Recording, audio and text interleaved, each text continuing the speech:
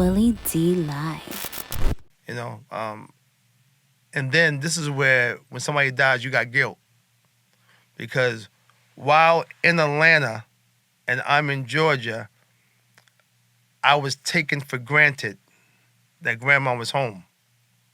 Mm-hmm. So I was just doing me, running the streets, right? Wasn't putting as much time in knowing that she's a half an hour away. So that part, when grandma got open heart surgery, she was 72. I said, Grandma, I'm gonna come pick you up. So I picked up, she jumped up in the Hummer and got up in it. I'm like, I told her I was gonna come pick you up. So from 72, she died at 83 or 84. And I was like, in the in-between time, when I picked her up though, Will, I took advantage.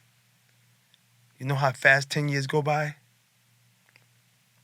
It went by. And I just felt like, dang, man, I took it for granted. So that was the only way I can honor it, you know? I can feel, because again, they tell you too, at the death, guilt comes in. Don't know why. You feel like you haven't spent enough time. You didn't call that person. You know, it could be a mother or father, you know, sister or brother. So that was the way to honor it, you know, to do, to call it that. Yeah. Do you apply that experience in your life today? Like when you think about people that you really care about, you want to check on them, do you go back to that experience with your grandmother? Oh, I got her. And No, say, but you know it's what, my let me mom's now. check.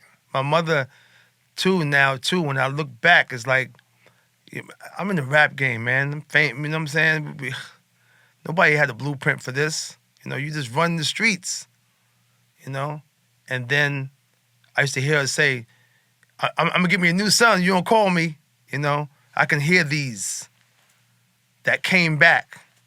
More guilt. You know what I'm saying? Not being able to spend as much time while they here until. So the last year, her life, I was there every day. I took care of her every single day for a year straight, you know? But again, you still feel guilt, you know? So, but at the end of the day, yeah, I put it towards that too.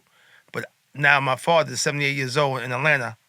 I got to make it a point too that I don't have that type of guilt I had for those two. So, you know, Take them on the road. Make sure I'm there. Take them on the road. Oh with no, you. it's so crazy. We had a show in Atlanta, and Carol's one was like, "Oh shit, Mr. Sermon, oh man, somebody get this picture." So made my dad feel, you know what I'm saying, it was kind of dope. You know what I'm saying? So my dad's just, he goes to shows. He be going to the stylistics, you know, those shows that they give, the Temptations stuff. When they put them together, Yeah. he enjoys those. So he goes with that too, and whatever, and he appreciates that that the relationship that we having at this point is more than it was, because again, I'm older, so I'm able to realize, knowing too, the loved ones and being able to spend time and not take something for granted. Because again, like that, 10 years have passed by, 5 years have passed by, and next thing you know, whatever, that person could be sick or whatever. It's anybody. Somebody said too, I got a call from, it's so crazy. I'm in Miami. My phone rings. It's Scarface. I said, Face, what's up? He says, I said, you want something? He says, did I ever call and want something from you? I'm like, no. He said, let's call, say, I love you, man. Out the blue, I haven't heard from him in years.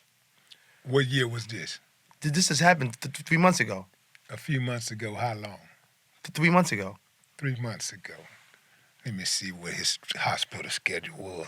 Oh, no. Come on, Will. Will, come on. Yeah. I'm fucking with you, Brad. I'm fucking with you.